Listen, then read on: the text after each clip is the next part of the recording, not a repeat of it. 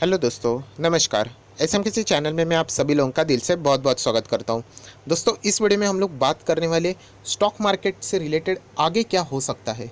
Yes दोस्तों, अभी तक हम लोगों ने सारी चीज़ें देख ली। ऐसे भी वीडियो मैंने बहुत टाइम पहले भी बनाए थे कि आगे क्या मार्केट में और गिरावट आ सकती है, जो कि बहुत सारे लोग क्वेश्चन कर रहे थे। मतलब अगर आप लोग निफ्टी 50 यहाँ पे चेकआउट करोगे तो मैं थोड़ा सा आप लोगों को दिखाना चाहता हूँ निफ्टी 50 का आज के दिन का परफॉर्मेंस। 8823, मतलब 9000 के नीचे निफ्टी फाइनली आ चुका। अभी नेक्स्ट क्वेश्चन ये है, क्या ये 8500 जाएगा, क्या ये 8000 जाएगा, क्या 7500 जा सकता है, या फिर उसके भी नीचे 7000 जा सकता है। यही सवाल कंसिस्टेंटली पूछे जा रहे हैं। सो ओवरऑल उनको यही पूछना है, क्या स्टॉक मार्केट और भी यहाँ से क्रैश हो सकता है। तो इससे ही रिलेटेड ये वीडियो है, या फिर हम लोग कह सकते हैं इंडियन मार्केट के ऊपर प्रेजेंटली कौन सा सबसे बड़ा खतरा मंडरा रहा है, एंड ये खतरा जल्द से जल्द ठीक करना पड़ेगा, वरना ये मार्केट जैसे मैंने कहा कि 7000 के 6000 तक भी नीचे आ सकता है। तो ऐसे कौन सी चीज़ें, उससे रिलेटेड हम लोग यहाँ पे बात करने वाले। बट उससे पहले एक बहुत ही इंपॉर्टेंट बात बताना चाहूँगा, जैसे कि आप लोग यहाँ पे देख सकते हो मैंने ऑलरेडी एक वीडियो अपलोड कर दिया है। नोटिफिकेशन के कारण आप तक नहीं पहुँचा होगा कि स्टॉक मार्केट आज क्यों गिरा, उसके पीछे का एक रीज़न क्या है, सबसे बड़ा रीज़न, वो इस वीडियो में मैंने यहाँ पे कवर किया है। ज़रूर इस वीडियो को देख लेना। अगर आप तक नहीं पहुँचा ये वीडियो तो नीचे डिस्क्रिप्शन बॉक्स में मैं लिंक प्रोवाइड कर रहा हूँ, इसको भी कवर ज़रूर कर लेना। एंड उसी के साथ साथ इस वीडियो को लाइक अभी अभी कर देना, क्योंकि बाद में आप भूल जाते हो। एंड चैनल में फर्स्ट टाइम विजिट किया होगा तो सब्सक्राइब कर लेना, एंड बेल आइकन के ऊपर भी हिट कर देना, तो जो भी मेरा नया लेटेस्ट वीडियो रहेगा उसका नोटिफिकेशन आप तक पहुंच जाएगा। तो चलिए दोस्तों, हम लोग वापस इस टॉपिक के ऊपर आ चुके हैं कि मार्केट के ऊपर सबसे बड़ा खतरा कौन सा है, जो कि मार्केट को बहुत ज़बरदस्त गिरावट में तब्दील और भी कर सकता है। तो सबसे पहली बात, बहुत सारे लोग ये भी पूछ रहे थे क्या यहाँ पे बाउंस बैक आ सकता है। देखिए, बाउंस बैक आना ये बहुत ही आम बात है। इतना गिरने के बाद एक कभी कभी छोटा बाउंस आ जाएगा, बट उसके बाद ये मत समझ लेना कि मार्केट रिकवर हो गया। मैं ये लगातार डेली बेसिस के ऊपर, आप मेरे कौन सा भी वीडियो उठा के देख लेना, डेली बेसिस के ऊपर मैं एक ही बात आपको कह रहा हूँ, हम लोग बेरिश मार्केट में ही है। यस दोस्तों, बेरिश मार्केट मतलब हम लोग गिरने वाले मार्केट में ही है। तो इसका अर्थ ये नहीं कि बाउंस बैक तो आएगा ही, छोटा मोटा बाउंस बैक आएगा ही, क्योंकि इतना 1000 पॉइंट सेंसेक्स गिरने के बाद 100 200 300 400 पॉइंट्स का थोड़ा बहुत रिकवरी दिखाएगा, बट उसको हम लोग रिकवरी नहीं कहेंगे, क्योंकि रिकवरी में दम होना चाहिए, फंडामेंटली स्ट्रॉन्ग रिकवरी होना चाहिए। तो यही चीज़ हम लोग को देखने की मार्केट के ऊपर सबसे बड़े बड़े खतरे कौन से हैं, जिससे रिलेटेड आप लोग प्रेडिक्ट करके आप अपने अगले कदम भी यहाँ पे उठा सकते हो। तो चलिए दोस्तों, सबसे बड़ा पहला खतरा मैं आप लोगों को लिटरली बताना चाहूँगा दोस्तों, कि यहाँ पे स्टिमुल पैकेज। यस, अभी आप समझ बोलोगे कि इसमें कौन सा बड़ा खतरा है। सो दोस्तों, बड़ा खतरा ये है कि हमारा, अगर आप लोग थोड़ा सा पीछे जाके मार्केट देखोगे, थोड़ा सा लॉजिकल बात वापस बताऊंगा। आप सभी लोगों को पता है मैं हमेशा ऐसी बातें करता हूँ जिससे आप लोगों को पता चलेगा। आप लोग यहाँ पे देख सकते हैं ये मार्केट यहाँ तक हाई क्यों था, मतलब लगभग 10,000 के आसपास आया था, एंड आज ये मार्केट लगभग ऐसा हो चुका है कि 8,000 तक भी आ सकता है। ऐसी इतनी बड़ी गिरावट की वजह क्या है, तो मैं आप लोगों को बताना चाहता हूँ दोस्तों, कि इससे पहले जो मार्केट चल रहा था, इससे पहले मतलब आज के दिन से पहले जो मार्केट चल रहा था, वो किसके ऊपर चल रहा था, होप के ऊपर चल रहा था। यस दोस्तों, बिल्कुल सही। जिन लोगों ने पकड़ा है, मैंने इससे पहले भी बात किया था कि मार्केट में कभी भी गिरावट आती थी मैं आपको बताता था कि कभी भी रिकवरी आ सकती है, क्योंकि स्टिमुल पैकेज का इंतजार था कि कुछ ना कुछ अच्छी बातें सामने आएगी, बहुत बड़ा स्टिमुल पैकेज आएगा, एंड अगर आएगा तो हमारे फेवर में आएगा। स्टिमुल पैकेज तो आ गया, बट मार्केट ने जिस तरीके के उसका रिएक्शन दिया, हम लोग ज़रूर कह सकते हैं कि इतना बाजार को वो पसंद नहीं आया, एंड इसीलिए बाजार तो आज 1000 पॉइंट सेंसेक्स एंड निफ्टी लगभग 300 पॉइंट के आसपास डाउन देखने को मिला है। तो इससे रिलेटेड सबसे बड़ा खतरा यही है दोस्तों, कि अभी कोई एक्सक्यूज़ है ही नहीं, मार्केट के पास कोई ऑप्शन ही नहीं बचा है कि हम लोग होप करके चले कि कुछ अच्छा चीज़ें हो सके। तो आप समझ सकते हो कि सारी पहले कैसे हम लोग हमेशा गिरावट में थे। एक होप थी कि चलो कुछ तो बड़ा पैकेज आएगा, कुछ अच्छा खासा होगा तो बाजार यहाँ से सुधर सकता है, बट अभी वो भी हमारे पास जो ऑप्शन था वो ख़त्म हो चुका है। सरकार के पास वो जो ऑप्शन था वो अभी ख़त्म हो चुका है। सो बहुत ही अभी चिंताजनक वाली बात है, क्योंकि हमारे पास ऐसी कोई पॉजिटिव मूव ही नहीं है अनटिल एंड अनलेस कोई बाहरी दुनिया से कोई अच्छी खासी न्यूज़ आ जाए, या फिर कोरोना से रिलेटेड, वैक्सीन से रिलेटेड कोई पॉजिटिव न्यूज़ आ जाए, तब तक हम लोग इंतजार ही कर सकते हैं। एंड ऐसा इंतजार गिरते हुए बाजार में ये मार्केट को और भी प्रेशर में डाल सकता है। सो आई होप आप लोगों को समझ चुका है कि मैंने क्यों बताया कि स्टिमुल पैकेज ये बहुत ही बड़ा प्रॉब्लम अभी बन चुका है, क्योंकि इससे रिलेटेड जो होप थी वो अभी ख़त्म हो चुकी है। अभी जो कुछ भी चीज़ें हैं वो रियलिटी के साथ चलने वाली है। अभी कोई भी ऐसा बाजार इंतजार नहीं करेगा कि अगर ये होएगा तो वो होएगा। तो अभी सारी चीज़ें यहाँ पे क्लियर हो चुकी हैं, एंड बाजार को वो पैकेज भी फिलहाल पसंद नहीं आया है। सो ज़रूर यहाँ पे हम लोगों को गिरावट देखने को मिल सकती है। हाँ, एक्सेप्शन ज़रूर है, अगर फाइनेंस मिनिस्टर कोई और ऐलान कर देती है, आरबीआई की तरफ से कोई और ऐलान आ जाता है तो बात अलग है, वरना अगर ये ऐसे कंटिन्यू रहा तो यस, बाजार नीचे गिरने से कोई रोक नहीं सकता। वापस कह रहा हूँ, ये गिरने का मतलब ये नहीं कि कल के कल गिरेगा, शायद से कल गिर सकता है, 2 दिन बाद, बट गिरेगा ज़रूर।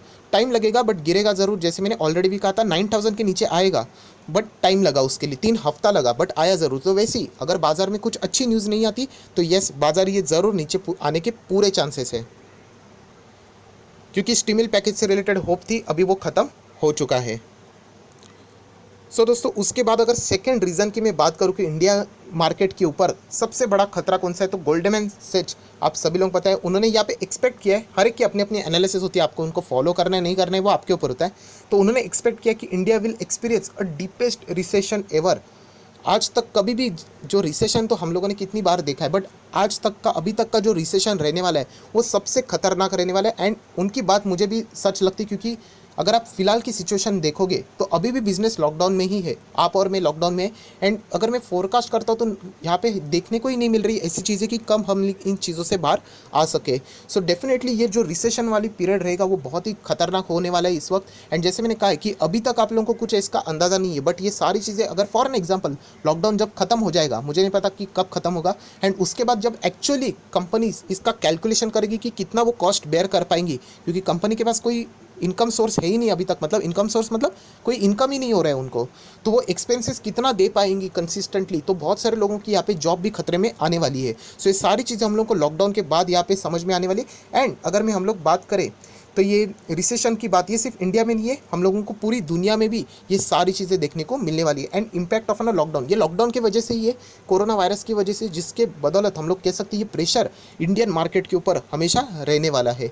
उसी के साथ साथ अगर हम लोग और इंपॉर्टेंट चीज़ देखें तो यहाँ पे गोल्डमैन सैच ने और भी कुछ इंपॉर्टेंट चीज़ बताई, जैसे कि 45%, यस दोस्तों 45% तक हमारी जीडीपी है, ग्रॉस डोमेस्टिक प्रोडक्ट, हम लोगों को यहाँ पे नीचे गिरते हुए देखने को मिलने वाला है सेकेंड क्वार्टर का।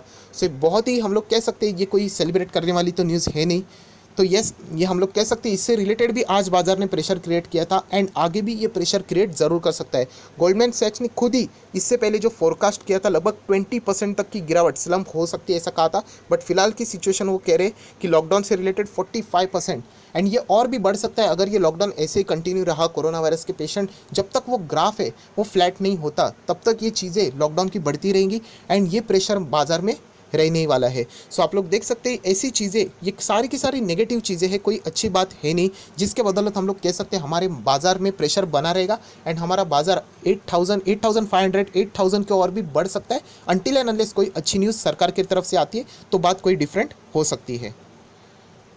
दोस्तों उसके बाद अगर मैं थर्ड रीज़न की बात करूं तो ट्रेड वॉर, मैंने पिछले वीडियो में भी बताया था, ये मैं बार बार इसलिए बता रहा हूं आप लोगों को, शायद से आप लोगों को लग रहा है ये रिपीट हो रहा है, रिपीट नहीं हो रहा है फ्रेंड्स, ये वाकई में एक बहुत ही बड़ा मसला है। इससे पहले जो ट्रेड वॉर हुआ था बहुत परेशानी हुई थी हमारे इंडियन मार्केट को, बहुत समय के बाद जब ट्रेड डील वो सक्सेसफुल हुई थी उसके बाद मेटल सेक्टर के शेयर चमके थे, बट अभी फिलहाल की सिचुएशन बहुत ही ख़राब है। जिस तरीके के एक दूसरे के ऊपर ये आरोप लगा रहे हैं, ये बिल्कुल भी नहीं लग रहा है कि आगे जाके ये ट्रेड डील सक्सेसफुल हो पाएगी, जो पुराने उन्होंने कुछ डील साइन किए थे उसको वो फुलफिल सक्सेसफुली कर पाएंगे। सो बहुत सारी चीज़ें दोस्तों, एंड अगर ट्रेड वॉर अगर हो जाता है, ट्रेड डील अगर फेल हो जाती है, तो आप सभी लोगों को पता है ये दो दिग्गज इकोनॉमीज़ है, अगर एक दूसरे के साथ भिड़ जाते हैं तो यस दोस्तों मार्केट में ज़ोरदार गिरावट और भी देखने को हम लोगों को मिल सकती है। सो ये बहुत ही इंपॉर्टेंट पॉइंट है, एंड इसलिए मैं आप लोगों को कह रहा हूँ कि अमेरिकन बाजार के ऊपर ट्रेड वॉर से रिलेटेड जितने भी लेटेस्ट न्यूज़ है उनके ऊपर आप लोगों ने फोकस रखना है कि कौन सी लेटेस्ट न्यूज़ आती है। अगर यहाँ से अगर दोनों कंट्रीज़ अगर थोड़ा बहुत अगर एक दूसरे के साथ चलने के लिए तैयार हो जाती है, सुधार आ जाता है रिलेशन में इन दोनों के,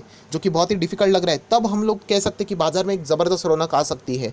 बट फिलहाल की सिचुएशन देख के हम लोग ये ज़रूर कहेंगे कि ट्रेड वॉर ये जितना गहरा हो जाएगा इन दोनों कंट्रीज़ में, हिस्ट्री में बता दिया है कि किस तरीके से गिरावट आ जाती है। सो इसीलिए ये बहुत बड़ा खतरा है, अमेरिकन बाजार क्रैश हो जाएगा, अमेरिकन बाजार तो पूरी दुनिया का मार्केट क्रैश हो जाएगा, एंड हमारे मार्केट में भी सेम गिरावट ज़ोरदार आ सकती है। सो दोस्तों एक ही टाइम पे आप देख सकते हैं कितने नेगेटिव न्यूज़ के साथ हम लोग चल रहे हैं। एंड सबसे इंपॉर्टेंट बात, जैसे मैंने शुरुआत में ही बता दिया था कि पहले ये न्यूज़ तो ऑलरेडी चल रही थी, जीडीपी से रिलेटेड अगर हम लोग बात करें, ट्रेड वॉर से रिलेटेड बात करें, रिसेशन की बात करें, ये कोई नई बात नहीं है, ये डेटा हर एनालिसिस अभी अभी सामने रख रहा है, थोड़े बड़ा के नंबर्स आ रहे हैं, बट जो स्टिमुलस पैकेज था वो होप अभी हमारी तरफ से छीन ले गई है, वो ख़त्म हो चुकी है। सो बाजार में गिरावट और भी गहरी हो सकती है, इसमें कोई दोहराने वाली बात है ही नहीं। उसके बाद आप सभी लोगों को पता है इन सारी चीज़ों की अगर हम लोग बात करें, ये जड़ की वजह क्या है? तो कोरोना वायरस। ये ग्राफ देख सकते हैं ये दोस्तों, ये बिल्कुल भी अच्छा ग्राफ नहीं है। हम लोग हमेशा ऊपर जाने वाले ग्राफ को पसंद करते हैं, बट ये ग्राफ ऊपर जाए ये कभी भी नहीं चाहूँगा, क्योंकि ये कोरोना वायरस के पेशेंट का ग्राफ है। इंडिया अप्रॉक्सीमेटली 1 लाख अभी पेशेंट्स हो जाएंगे इन्फेक्टेड पर्सन, शायद से मैं वीडियो बना रहा हूँ तभी भी हो चुके होंगे।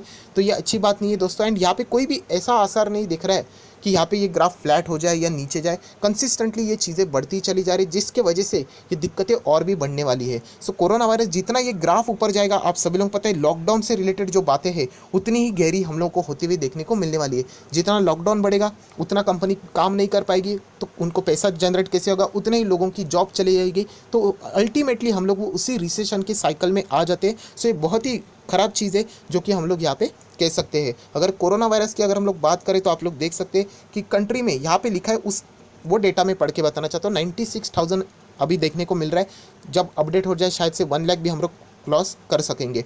उसी के साथ साथ डेथ आप देख सकते हैं 3,000 के आसपास हो चुकी है। रिकवरी रेट हमारा एज कंपैरेटिवली अच्छा है, 36,000 के आसपास रिकवर हो रहे हैं। टॉप स्टेट की अगर बात करें तो महाराष्ट्र में 33,000 हो चुके हैं। डेथ की बात करें तो लगभग 1200 डेथ ये महाराष्ट्र में ही हो चुके हैं। सो ये बिल्कुल भी अच्छी बात नहीं है, जो कि हम लोग कह सकते हैं कि ये जितना चीज़ बढ़ेगा ये इंडिया के लिए ख़राब बात हो सकती है। सो दोस्तों फाइनली वीडियो को क्लोज करने से पहले यहाँ पे मैं आप लोगों को लिख के ही बताना चाहता हूँ कि देखिए, अगर सरकार की तरफ से कुछ मदद आ जाती है तो सिनेरियो चेंज हो जाएगा, वरना हम लोग कह सकते हैं हमारा मार्केट बहुत ही ज़्यादा मुश्किल में, ये और भी नीचे आ सकता है। जैसे आप लोगों ने कहा था 8,500 क्या 8,000 7,500 तक भी आ सकता है। वक्त लगेगा, 1 हफ्ता लग सकता है, 2 हफ्ता लग सकता है, 3 हफ्ता लग सकता है। तब तक कुछ रेमेडी आ जाती है तो बात अलग है।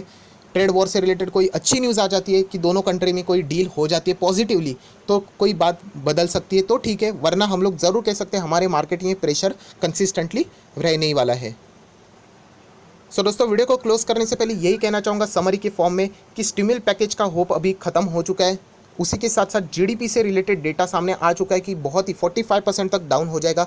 रिसेशन से रिलेटेड बहुत ही ख़राब रिसेशन जो हम लोगों ने नहीं देखा है, उतना ज़बरदस्त रिसेशन देखने को मिलने वाला है। ट्रेड वॉर से रिलेटेड जो चीज़ें फिलहाल चल रही है बहुत ही ख़राब चल रही है। तो इन सारी चीज़ों को अगर आप कलेक्टिवली देखो तो यहाँ पे कोई भी पॉजिटिव न्यूज़ सामने नहीं आ रही है। बैंक्स में भी आप देख सकते हैं बैंकिंग सेक्टर की कैसी बजी पड़ी है, वहाँ पे भी क्या करें। अभी बाकी बिजनेसेस को राहत देनी है तो उसका बर्डन बैंकिंग को ऊपर आ रहा है। अगर बैंक नीचे जाएंगे तो बैंक निफ्टी नीचे जाएगा, तो बाजार को भी, वो बाजार का इंडेक्स को भी नीचे लेके जा सकते हैं। तो ये सारी चीज़ें हम लोगों ने ऑलरेडी देख ली, तो इसके बदौलत में यही कह सकता हूँ कि यस दोस्तों, हमारे बाजार में और भी गहरी गिरावट आ सकती है। एंड इसीलिए इससे अगर आपको बचना है तो फंडामेंटल स्ट्रॉन्ग शेयर्स को ही सिलेक्ट करना है। फंडामेंटल स्ट्रॉन्ग शेयर्स भी गिरेंगे 10%, 20%, 40%, 50%, बट वो फंडामेंटल स्ट्रॉन्ग इसीलिए कह लेते हैं क्योंकि इससे पहले भी उन्होंने ऐसी गिरावटें झेली है एंड वहाँ से उन्होंने कमबैक दिखाया है। सो इसीलिए हम लोग फंडामेंटल स्ट्रॉन्ग शेयर्स को चुनेंगे, ना कि कोई mid cap small cap. And अगर मिड कैप स्मॉल कैप में भी अगर आप जाना चाहते हो तो जो बहुत ही पॉपुलर है उनको ही सिलेक्ट करना। अगर ऐसे ही कोई भी मिड कैप स्मॉल कैप को अगर आप तुक्का लगा के सिलेक्ट करना चाहते हो तो आप अपने पैसे को बर्बाद कर सकते हो। सो आई होप, आशा करता हूँ दोस्तों ये वीडियो आपको लॉजिकली समझ गया होगा। तो प्लीज़ इसको लाइक करना मत भूलिए, लाइक करना भूल जाते हो। उसी के साथ साथ दोस्तों के साथ शेयर भी करना। एंड अगर इस चैनल में फर्स्ट टाइम आए होगे तो इसको सब्सक्राइब भी करना एंड साथ में बेल आइकन रहेगा उसके ऊपर भी हिट कर देना, तो जो भी मेरा नया लेटेस्ट वीडियो रहेगा उसका नोटिफिकेशन आप तक पहुंच जाएगा। So that's it, thank you very much दोस्तों, we will be meeting in our next video. तब तक के लिए बाय बाय।